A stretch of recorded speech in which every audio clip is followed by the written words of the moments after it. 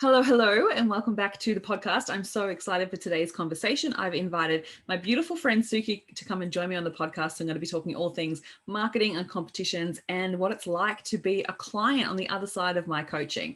So last year, Suki and I worked together to support her in her next evolution of her business. And she's had such massive growth and expansion in her business, and she shifted her business in such a massive way that I wanted her to come and share that journey with you today. So welcome to the podcast, Suki. Thank you for having me. It is my pleasure, and I'm so excited to dive into this conversation. So just to get started, I'd love for you to share with everyone what it is that you do, your focus in your business, and how you all got started. Sure. So I currently have two businesses. So the first business is Origami Globe, and that started 6 years ago this year. And that is focusing on helping people to create competitions that basically generate leads for their business and turn into revenue. So it's not the like to win, follow and tag a friend kind of competitions. We're talking mostly enter your email to win type competitions, giving away your own product or service. So you build a business, you build a list of people that want your business, that want your products and services. And the second business is Suki Van K, which sort of got born last year and is just emerging this year in 2021.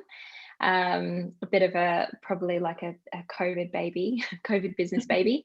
And yeah, that's really focused around helping people connect their mission and their message to their people. And when that happens, you don't really have to do marketing in air quotes. Marketing just happens naturally, and you attract the right people and you grow your business and your bank balance, in a fun and easy and not gross way that people think of when they think of marketing. Love it. Love it. So good. And so how did you get into this right in the beginning? So 6 years, I'm sure there's been a huge evolution, and we're going to talk about that in a bit. But I'd love, how did you get into doing the work that you did with Origami Globe? Yeah, so it started back in corporate life, back when I first moved here like 10 years ago, and I had a job in corporate travel. And we just used to do the holidays for the CEOs and the staff members of the companies we did corporate travel for. And then when they started doing consumer facing promotions, like AAMI and Doritos and Disney and all those companies we did corporate travel for, started asking us to put together prize packages for their consumer facing promotions. So we did that, and I really loved that, phoning up the winners and saying, congratulations, you've won the $10,000 trip to LA, and hearing their excitement and booking everything in. And I loved that world so much. So I asked to take over that division after I'd been there for a couple of years, and they said yes. So I moved into that role, and that was like, multi-million dollar turnover type business unit. I could see so much potential. We were literally just doing the point-to-point flights and activities, and I could see so much more potential there. So I did a business proposal. I took it to the boss, and he said, okay, this is fantastic. I'm going to invest $50,000 in your business unit. So I was like, so excited, could finally get some support and some marketing and really grow the business. And then we had a face-to-face meeting, and he pushed the plan aside and he said, okay, what I want you to do is just book a meeting room and just cold call, just print off a list of people and just cold call them. And I said, okay, but the strategy I put together is all inbound marketing focused. No, just forget that. The most successful person I ever knew was in the 80s at Barclays Bank in England. And he just got in a room and he cold called and he crossed off names until he got a yes. And at that moment, I just thought, there's no evolution for me here. There's no, window of opportunity to change the way things were. It was very outdated. It was very stuck in its ways. It was just focused on outbound, pushing that rock uphill and constantly coming back down and back up again. So that was when I decided to leave and do all the things that was in that marketing plan and that business plan for myself. And use all the skills that I'd learned there and really expanded. And it started off with travel. And then I realized I have such a strategic mindset that it moved completely away from what I used to do in that job to something completely new and evolved and really strategic focused. Beautiful. And so now, who are the types of businesses that you work with now? So I work mostly with small to medium businesses. I love working directly with the business owners. I've worked with bigger, really well-known companies under Origami Globe, and it just isn't the same because the investment in the competition isn't there. the investment in the outcome isn't there. They still take home the same wage at the end of the day. They're not necessarily invested in seeing the business grow. They just care about their role and their part to play in that marketing campaign. Whereas when I deal with business owners, they're so excited to learn new skills. They're so excited every time someone enters. They're so excited when I send my weekly reports and I say, hey, we've got 90% conversion from the competition page. And like, oh my God, this is fantastic. And then I say to them, you could take these learnings over to these other conversion pages that you've got. And they're like, oh, amazing idea. And they're just so excited and on board and invested that it really, makes it feel not like work for me. Whereas working with big corporates and kind of multinationals and things like that, it was always very soulless and very just following a process, and it didn't light my heart up at all. Yeah, that's literally what you wanted to walk away from. Yeah. Amazing. And so talk us through, like, when you work with people for competition wise, what are some of the things that you love doing? Like, what element to that is it that brings you, that fills your heart and brings you so much joy? Yeah, it really is the strategy and problem solving. So sometimes when a competition launches, the stats may not be quite where I want to see them. So for example, we may not get high click-through rates on one ad versus another. So then I sit down and I think, okay, what is it about this ad? Is the picture too dark? Do they prefer user-generated content? Does this look too stock photo-y? Is there too much red in it? Do we need to add a logo? Is there too much text? And then testing things incrementally to get to the answers. So there's no throwing a plate of spaghetti at the wall and then hoping some of the spaghetti sticks. It's really about like sorting through, like untangling all the spaghetti and pulling out the individual strands and going, okay, this is why this isn't working and this is why this is working. And then when you get to what is working, you can amplify that. And I think that's probably where my skill set really is, and why Suki Van K evolved from that, because I realized that there's so much more I could apply to general marketing and not just competitions through what I'd learned with working with people over 6 years doing competitions. And just as you're talking about that, I can see your eyes light up, and that's like your jam, right? Like, it literally is just like, I just love to problem solve and figure it all out. It's so awesome. Yeah. And so when it comes to like the types of competitions, like, I just love that idea that it's like, rather than the cold call and the pushing out of like, you should come and work with us or you should buy our product, it's literally that attraction marketing, right? Like, you're literally calling them in going, hey, this could be something for you. So is that also then what helps support the new evolution of Suki Van K? Yeah, definitely using the learnings from that, and just how easy marketing is when you connect the right dots together. And I think that my client feedback as well, when they say, wow, I just didn't expect to get these kind of results. Like, I didn't expect that. One of the competitions we did was for a lodge down in Tasmania. They got 12,000 email addresses. And when COVID hit, obviously they lost international visitors. So they came to me to create a competition. And yeah, 12,000 email addresses later, they're just, they're really shocked. And they're like, we just didn't expect this kind of response. And, our ads reached something crazy like 14% of the Tasmanian population, like the whole of Tasmania, the ads got in front of them, and it turned into bookings for their hotel. And I thought, okay, well, if we've just followed a process and we've followed steps and we've problem solved along the way and we've created a strategy, then why can't we expand this to other things outside of competitions? Because people don't want to run the competitions year long, and they don't want to run repeated competitions month after month after month, because their audience gets tired. So how do we use that knowledge to help the business grow all year round, even when they're not doing competition? And I just love the way that you think about marketing in such unique ways, because when you came and spoke at Love What You Do, there was so many different, like, we talked about marketing in general and all the new trends and all the different ways to do marketing. And I think that the way that you like to look at it is completely different to a lot of marketers, right? Because like, a lot of marketers are like, you put out all this content and you are showing up online and doing all of these things. But yet when it comes to the way that you look at things, it's really getting down to the strategy and understanding it from a core perspective rather than just throwing spaghetti at the wall, right? Yeah. And I think that's the key part of Suki Van K. It's not a marketing agency. You don't just come to me and say, I need a new website. And I say, okay, here's a new website. It's really the reasons behind that reason for wanting a new website. Why do you want a new website? Is it the fact that you're not getting people currently? Okay, why aren't you getting people currently? Is it because you're not speaking to the right people? Okay, if you are getting the right people, then why do you want a new website? Isn't it working? okay, you don't feel like that website reflects you. You don't feel like that website reflects your message and your mission and why you're here. Okay, so then we need to work on the copy. It's not necessarily an entire new website and you just want some new colors or some fresh branding. Getting down to the reason why we do things means that we can then do them more effectively because we know why we're doing it. You wouldn't, I say this all the time with my competitions to my clients, you don't set off on a car journey without a destination in mind, or a map or GPS or even snacks if you're me.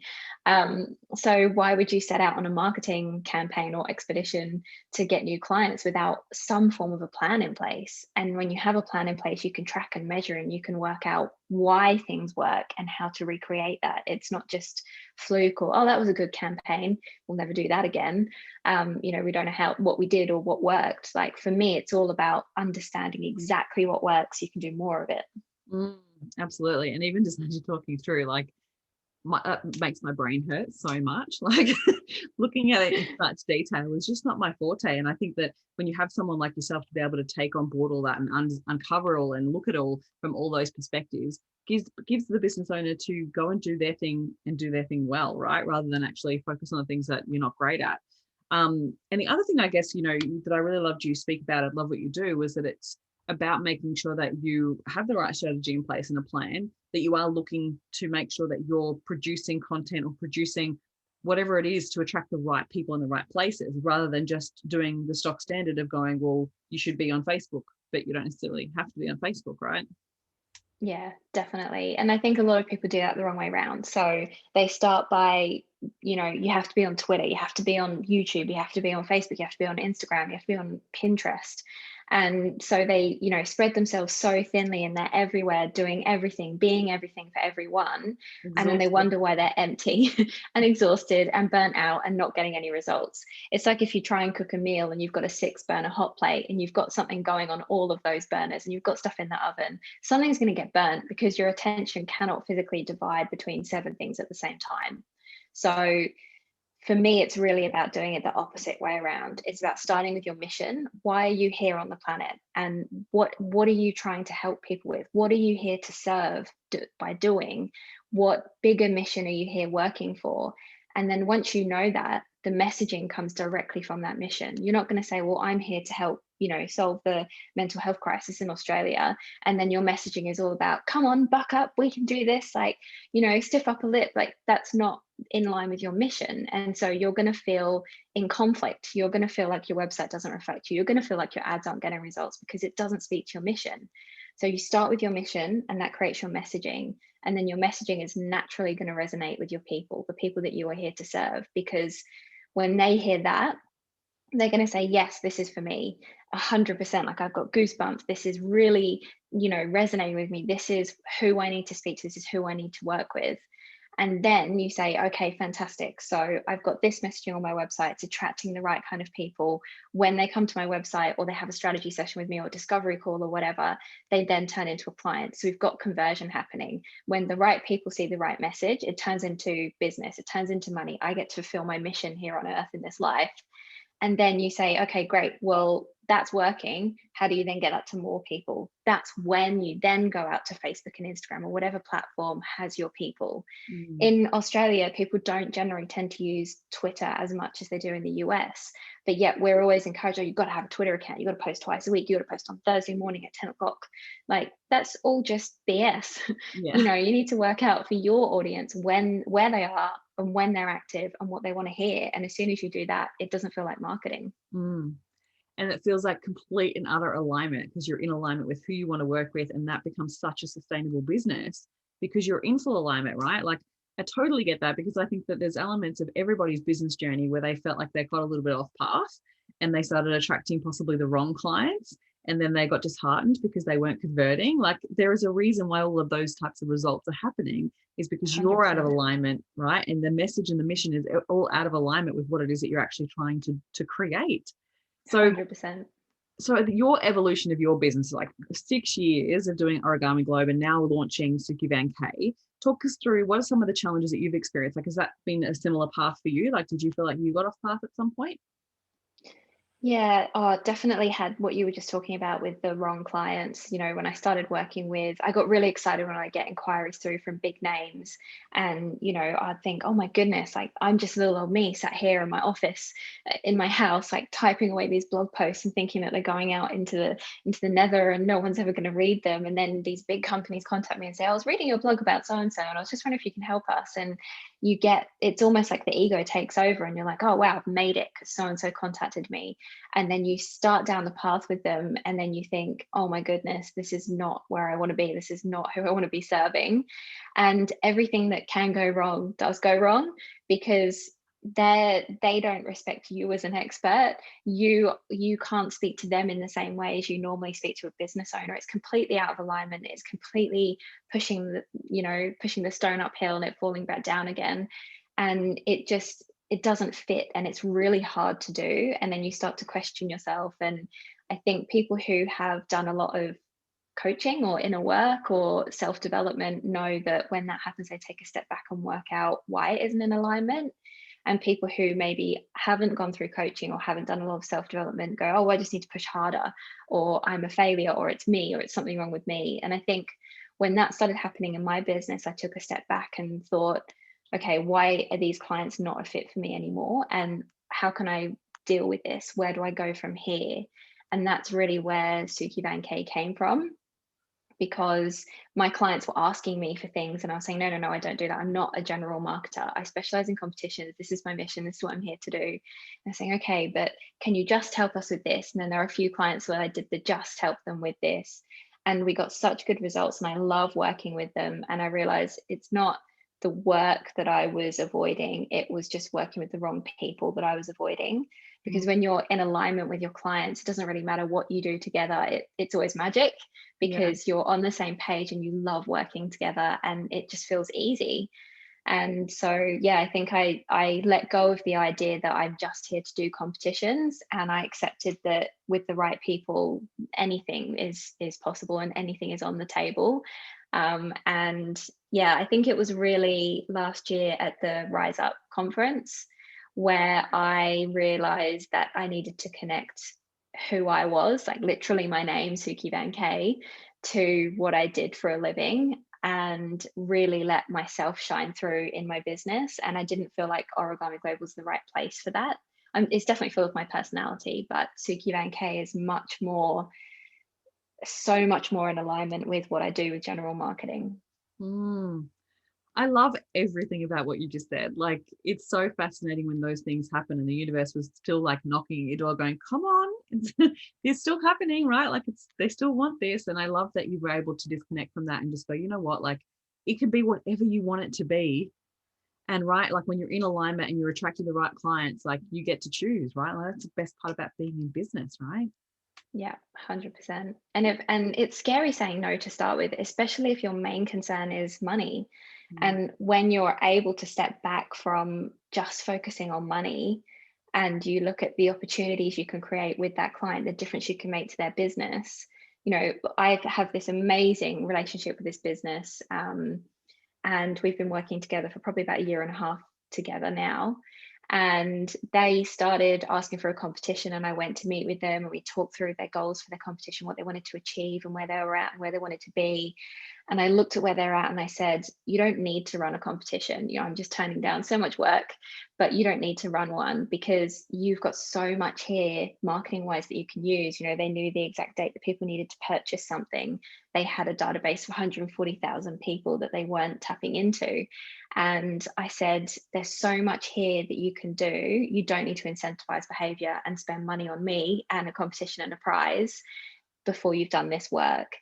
And I think they really appreciated that honesty, because they said, okay, we know we need to do general marketing, we want you to do it. And that was when I reluctantly agreed. But we're still working together now and we've achieved amazing things and the business is completely transformed. And I have just absolutely loved watching them flourish. I've absolutely loved working with them. I've loved being part of the team, which is now probably doubled from when I joined. And yeah, it's just been a pleasure. It's never felt like work. It's never felt like work, even though it's not traditionally what I thought I'd be doing, because it's not competitions. It's just so easy to do when I stopped focusing on money, and I stopped focusing on just being about competitions, and I started focusing on the impact I could have in that business if I did what they were asking me to do and what I felt happy to do and what I was being called to do. Yeah, absolutely. Wow. So talk us through this journey, because I think like we can talk from this perspective of like, yeah, we can not worry about money. And I know like we've done a lot of money mindset work together. So let's talk back to like when you first reached out to start to work with me, what was happening for you in your business that you felt that it's okay, I can totally edit it. 1 second. I've been trying to avoid taking a drink for that reason. Okay. It's all good. We What's can happening in my business? So yeah, what was happening in your business that you felt that you needed to start to do that type of inner work? Yeah, so when we started working together, so I realized that I really needed to expand my network a bit. So I started looking for networking events, and Love What You Do came up, and I came along to that first event, and it was about money, it was about finances, and I dragged my husband along. And it was just really eye-opening, not just to go to a different type of event where it wasn't this really heavy masculine energy of how many people could you get around to in the room and give your business card to and ask the what do you do and why are you here and how can you help me and how can I help you kind of questions. And it was really, yeah, eye-opening to see the different type of event and also the work that we did on finances. And I realized in that moment that I had so many old beliefs that I was carrying around that I'd inherited from my parents and my grandparents and from things that had happened when we were kids and things that my dad used to say about money. And, it just so many limiting beliefs that I didn't know that I had. And I will always remember one of the activities was drawing what money was to me. And I'm a bit woo-woo, so I quite like tarot cards. And for me, the money was always connected to the devil card, which to me represented bondage, like capitalism and being chained to your belongings and being, a slave to the master and going to your job every day just so you can work to pay for this house and the things in it. And this picture that I drew, after I'd drawn it, I just sat back and thought, wow, like no wonder I have such a negative relationship with money if that's how I see it. No wonder I subconsciously reject it and say no to things and, actively avoid engaging with it because that's my perception of it. So when I realized that, I thought, okay, there's definitely some work to be done here. And then I think we started working together pretty much straight after that event, I think. Yeah, I think so. I'd have to even go back and look at the dates, but yes. And so share with us, like, obviously then we started working together. What was your expectation of what coaching was going to be like compared to what it actually was? Yeah, I thought coaching would be a lot of almost like in the psychologist chair, like, and why do you think that is? And a lot of, self-reflection and a lot of me having to find answers and a lot of sort of, a lot of work, I guess. And then whilst we were working together, I realized that there's a lot of answers you already know inside yourself. You just don't know how to get it out. You don't know how to bring it out. You don't know how to challenge it. You don't know how to question it. You don't know how to make peace with it even and process it. So for me, that's what coaching turned out to be, was just really looking inside myself at what I already knew and what I already believed and challenging the things that didn't fit me anymore and accepting the things that I'd been avoiding and rejecting and fighting, and then putting in place some great new beliefs and structures and thoughts so that I could evolve to the next level of Suki. Yeah. And it was more than just money, right? Like we weren't just diving into the money element. It was really uncovering like your mission and why you were here, and that helped you realign with the types of clients that you actually wanted to work with, right? Yeah, definitely. And I remember struggling with one particular activity, which was looking into the future and what the future looked like for me. And I think I was so focused on following everyone else's idea of what a successful business was, which was to build it, to have a team, to have an office, to, be a CEO type. And when we were doing some visualization exercises, it was just blank for me. I just couldn't think of it. And I was getting so frustrated with myself because nothing was there. And then I realized that it was just because I was trying to imagine a future that wasn't my future. And it was what I thought was expected of me. And that was another massive realization when I started questioning, okay, well, who am I really? And what do I expect of myself? Not others, but what do I expect and what do I want for myself? And what are my priorities in life? And that was probably when everything really shifted, when I started to be me instead of what I thought other people's idea of me was. Mm. And realize that, hang on a minute, I don't want an agency. Like, Yes. yeah, Not and for me. I remember working through that with you, and it was like, that's totally okay. And I think it's like, often we'll have these definitions of what we believe success to be, and this vision, or you're right, like we look outside of ourselves, look at other people doing what they're doing, and think, well, that's what I should want. Well, that's what I should have, and that's what success represents. But it doesn't have to be, right? Like it can be whatever it is that you want it to be. And I think when you come back to that for yourself, it's just like, yeah, like that feels totally in alignment. And then you start to attract things into your world that you had been blocking for so long because you were telling yourself it had to be a certain way. Yeah, 100%. And I think it also gives you, doing coaching gives you permission to get rid of the things that are no longer serving you as well. So I did try stuff for a while, and I was really trying to force square pegs in round holes.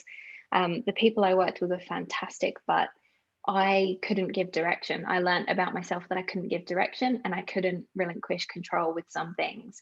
And I was asking them to do the wrong, I was asking them to be me. I was expecting to hire another me who had my knowledge, my skill set, my tone of voice, my way of writing, my way of communicating. And I mean, that's an impossible ask. It's just utterly impossible. So no wonder that, the people that I worked with were like, yeah, but Suki, you've got to give me more direction. You've got to, write this and then I'll do this for you. And yeah, it's no wonder that it didn't work, because I was really trying to force something that could only come from me. Mm. And I was, we all parted on amicable terms, and COVID helped change everything, because suddenly I couldn't have people working with me from my office, and people had to get jobs to ensure their own security and stuff. So it was a bit of a blessing in disguise that we all sort of came to that realization at the same time. But I'm not going to now go down that same path and try and hire people and build an agency and get staff, because I know that it's just not right for me. So I found some amazing contractors that I work with that help share the workload, and they do what they do best and I do what I do best. And together we do amazing work. Mm. And that's the way you want it, right? Like everyone being in their own zone of genius and doing their thing, and you get to have it the way you want to have it. Like I just love it. Yeah. So good. And from there, you can have so much growth. Like, and I think about like all the money mindset work that we did during COVID, like the differences in like the way that I saw it was like the beginning of this belief system around what it was going to be, right? Like last year, what it was going to be. And then like the shifts that you had, I remember doing some deep money mindset work with you, the shifts that we had within like, I think it was like 6 weeks. I remember being Yeah. very short, but it was like you had such massive results in your money space that things just changed in such a huge way for you. So talk us through that. Talk us through what that experience was like for you. Yeah, it was absolutely huge. And the best way to summarize it is it really was moving from the scarcity mindset to the abundance mindset. Like that was essentially what it was in a nutshell. And it wasn't just, like you said earlier, it's not just about the money. Like the scarcity mindset was also about checking the news every single day about coronavirus, worrying about my friends and family in the UK, worrying about what was going to happen here. When COVID first hit, I had lost a couple of clients, and my other half is a tradie. So we thought, if we go into lockdown, he can't physically go and do his job at other people's houses. So we both went to Centrelink, and we, because neither of us had ever signed up there. So we didn't even have the numbers to, claim. This was in the days when it was just job seeker. And so we panicked. We thought, that's it, we've lost everything. We're now going to have to go join the queue. And it was just utter panic, utter sheep mentality, utter buying into what the news was, trying to sell and peddle that day.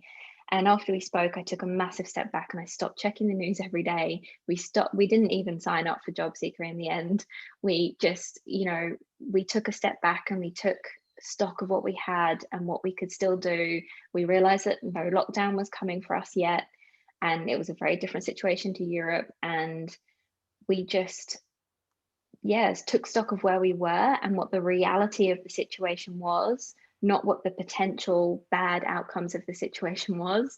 And that was really the shift from scarcity. What am I going to lose? What am I lacking? What can I, get to secure myself, and panic, panic, panic. And then it was moving to, actually, we're really fortunate. We're both self-employed. Neither of us are in a position where we're suddenly going to lose our job. If we go into lockdown, we'll just reschedule this. My move into general marketing, which is already sort of on the cards, was a great time as well, because I could then diversify the work that I was doing, and I could get more clients in different spaces. So it really was tuning out of other people's scarcity as well, and other people's, what they were putting on, the fear and the scaremongering, and just getting back to me and us, and really tuning into how lucky we already were and what opportunities we had. And far out, like 2020 was the biggest revenue earning year for me. So much growth, so much learning, so much work we did together, and deep shifts, and all of that was just through not buying into scarcity and turning my attention to abundance instead. Awesome. Honestly, yeah, I totally agree. It's the biggest work you can do, the best work you can do. And the more you can disconnect from what we call reality and just focus on actually what it is that you want, like, shifts everything. So what was what was your favorite part of the money mindset work? Was there anything in particular that you loved or that you put into place for yourself that worked really well? Yeah, I think the biggest thing is language. It's just massive, so massive. And I could talk about this forever, but so when an automatic response that comes from people is, I can't afford that, or that's too expensive. And they never, or they very, very rarely, from knowing my friends and family and people that, I associate with, they never, ever analyze whether that's true or not. I mean, the reality is that $30 book that will transform your finances for your business, you can afford it, because you've definitely got way more than $30 in your account. And when they say, oh, I can't afford to go on that course, or I can't afford to go to that retreat, or I can't afford coaching, I was in that mindset as well. I was very reluctant to spend money on coaching. And then I realized, okay, well, if I don't spend this money now, I'll never spend this money, and then I'll never get the benefits of coaching, and I will still be here in 3 years' time wondering why I can't make money, because I'm not ready to invest in myself. I'm telling myself I'm not worth it by saying it's too expensive, I'm not going to buy that. So the language that I use around money now is completely and utterly different. Yes, there will, I don't go and buy everything that I think of. I don't go and buy all the books. I don't go to all the courses and seminars and conferences, but I will ask myself, what's the value of this? Not just the monetary value, but, and, do I need this in my life? And if I don't, then I can just appreciate it. We have such a culture of owning things in the world that we will see a dress and we need to own it. We will see a book and we need to own it. We will see a house and we need to own it. And we obsess over possessions and physical things and being things. And then we don't just say, okay, that dress is really beautiful, I can appreciate that, and then move on. We haven't mastered that yet as a society. And so we need to own, because we need to physically possess everything, whether it's qualities or behaviors or possessions. And such a shift happens when you can just appreciate something for what it is and question whether you actually need to own it or not. Yeah. And that is also tied into the language that I use around money. I can say, okay, that's fantastic, I really appreciate that, that's beautiful. But I don't then obsess over how I can make enough money to possess that. And then I'll say to myself things like, if I'm meant to own that, then I know that'll happen. If I'm meant to go on that retreat, I know it'll happen. The amount of things that I've manifested through changing my language and changing my attitude towards money is just absolutely insane. It's so exciting when it happens, and it's so powerful, and it's so liberating. Yeah, liberating is the best word. Yeah, I totally agree. And love it. Love it how you've just described that in such a beautiful way. And I think you're right. Like, we tell ourselves stories and we continue to play that story because it's giving us something or it's supporting us in some way, but recognizing that, is it actually true? Like, if when I say I can't afford that, is that true? And like you said, like the majority of the time, it's actually not true at all, but that's the language we're choosing to describe that experience. And that really speaks to so much lack and scarcity that we're actually disconnecting ourselves from the abundance that's available to us. And I think like one of my favorite things to do is just add a yet onto it, right? Like I can't afford that yet, which gives you that, still opens up the possibility of it being available to you.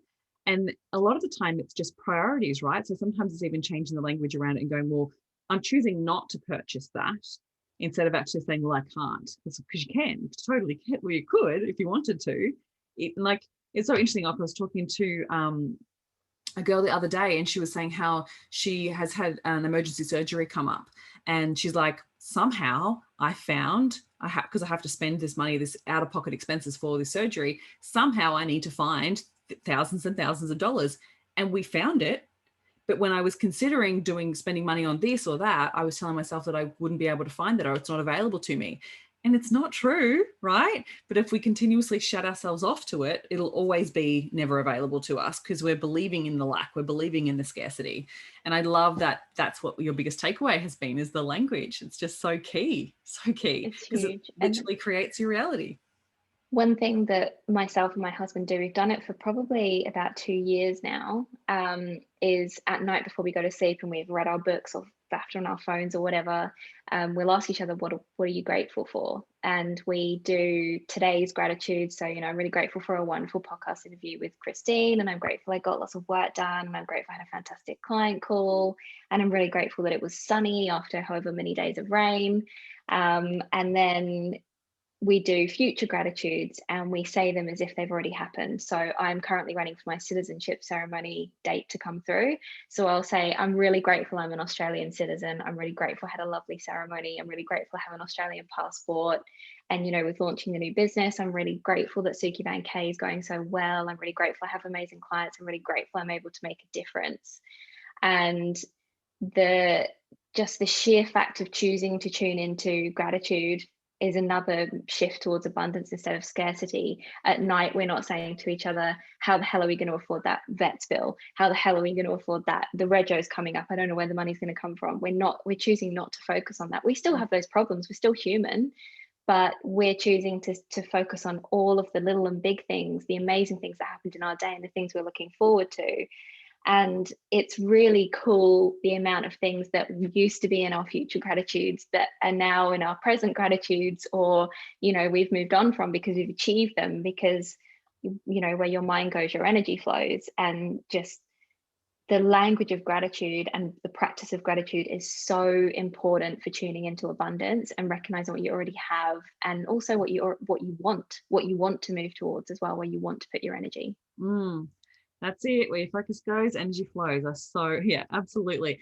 And I love actually even just the shift of understanding that when we uncovered that, it was like when we get past the scarcity mindset and we let that go, you can shift it to the abundance and you can shift it to what's possible. And I think like being able to refocus on your energy on what it is that you want and allow yourself that possibility, you were able to manifest so many incredible things. Like when I even think about when we first started, you were like, oh, we want to renovate the house in 5 years time. Like you had it so further out in the future, and you were able to bring that so much closer.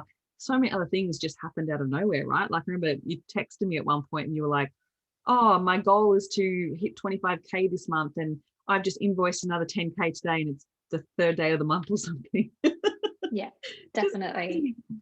And one of the things that we did as well was writing a letter to money. And I've still got that letter, because so many things in there were, things that I wanted to achieve and things that I was looking forward to, and that they've just been achieved. And also writing that letter was really eye-opening, because I saw how much of my relationship with money was just a reflection of my relationship with myself. And the things that I was writing about, you're never there for me, and in that sort of upset childish mode of like, oh, money, you never show up for me, and how much of that was just me not showing up for myself at the time, and not prioritizing myself, and not giving myself the nurturing and energy and attention that I needed. And that was absolutely huge, that letter to money that we did, and so many other deep healing things that then allowed me to connect the dots between things that I was and wasn't doing, and where I needed to, again, change my focus to get the results. And Yeah, holy moly, I've definitely got the results. So talk us through, like, as I know we've talked a little bit about how I do visualizations and different processes and some deep healing. Can you describe what that felt like for you? Because I think a lot of people don't really understand the type of work that I do. And I'd love to hear it from your point of view. Like, if you were to describe one of those processes, what did it feel like, or what was your experience with it? Yeah, I'd say it's kind of hard to describe, and it's probably going to be a little bit unique for everyone. But for me personally, it was very much about healing the past and the present at the same time, so that the future was healed as well. So, going back to the key events in my past that had shaped so many of my limiting beliefs and my patterns and behaviors around money and the way that I treated myself. And at that moment, like, because it's so hard to describe, but in the healing and the visualization, it's almost like all of those things come together at once, and it's like doing 6 years worth of therapy in one session. And it's like, because you've gone back and done that work with the past you, current you has those tools that you've just gone back and given past you, so you're now whole from that past self incident all the way up to the present. And it's such a feeling of being whole and healed. And so one of the reservations I had when we first started working together about coaching in general was that there would be a lot of work involved. There'd be a lot of writing things down and reflecting on things and tasks to do, and why do you think that is, and questions to answer. But those deep visualization and healing sessions really were about getting all the crap out in one go. It's almost like you weed your garden and you pull the weed out right from the root, and it's just gone. There's no future work to do. There's no future maintenance to do. Obviously, it's going to be stronger with maintenance, but it's just so powerful to do such a big healing all at once, and to know that it's not work. It's not like, okay, fine, now I'm going to have to sit down every single night and say these mantras or Mm. do this exercise or answer these questions. It's not like that at all. It's like real instant lightness and healing. And I know that we worked together as well on a physical chronic pain that I was suffering with in my tailbone. And I remember after our sessions, but we'd done some work on the lead up to it, and then on our specific session around the tailbone. And for those of you who aren't aware, tailbone and that area of the body is associated with security and, basic needs and Money. being provided for, and money, and security was a big one for me. And chronic tailbone pain. Like, I'd had x-rays, MRI scans, CT scans, I've been to all the specialists, and there's no reason for it. And you just kept saying to me, because there was a potential, it was a genetic disease, because there were markers for it, and you just kept saying to me, yeah, but it might not be. And I was saying, yeah, but Christine, science. And you were saying, yeah, but it might not be. And I was saying, yeah, but look at the test results. And you're like, yeah, but it might not be. And then I went to the specialist, and it didn't turn out to be that genetic disorder, thank God. And the work that we did together to work around that and to treat that, I left our session, and it was around lunchtime, and I went and sat on the sofa on my special cushion that I'd purchased, my coccyx cushion to help my tailbone. And I sat down and I thought, oh, that's weird. And then I wiggled around to try and find the pain, because I was so used to, for 6 months to a year, I had that pain there and it wasn't there. And I thought, okay, it must just be a coincidence. But it really genuinely was. As soon as I'd helped myself, my body started healing itself. Mm. And that was, it sounds completely woo-woo and far-fetched, but literally I don't have any issues with my tailbone. And we did such a deep healing and pulled out that problem and that insecurity and that lack of, that constant worry around money out from the root. And, lo and behold, my body started healing itself. Yeah. And it does feel a little woo-woo for a lot of people to hear that, but emotions are stored in the body. And when we work on that, and I'm obviously, yes, there is a place for doctors, and we've got to do both the outside and the inside work. But sometimes if you can't find the answers on the external, we've got to look on the internal. So it was so beautiful to see you allow yourself to work through that and to shift that in such a powerful way. And honestly, the way that you were able to show up to our sessions and really allow yourself to dive deep and to be able to shift it and work through it was phenomenal to watch. And it was such a joy to be your coach and to see it all impact your business and your life and your relationship in such massive ways.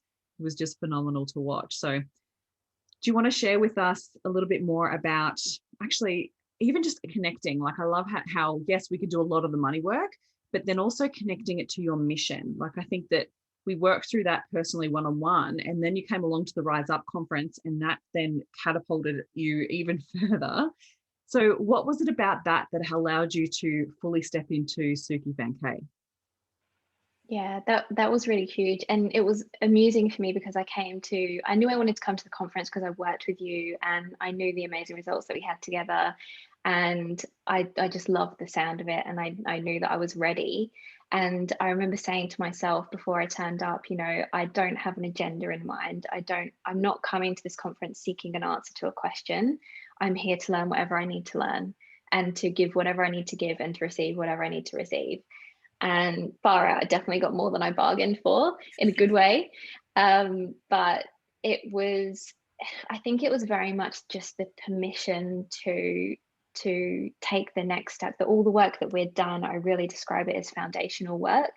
It was very much about filling in the blanks of things that were missing from, childhood experiences and trauma, and healing even my physical body. And the foundations were there. And then I came along to the conference and it was like, okay, Suki, you've done the inner work. Your reward is now that you get to fully step into you. And it was just like the light turned on and the door opened and the lid came off and all the other metaphors. And I was given the permission to step into myself.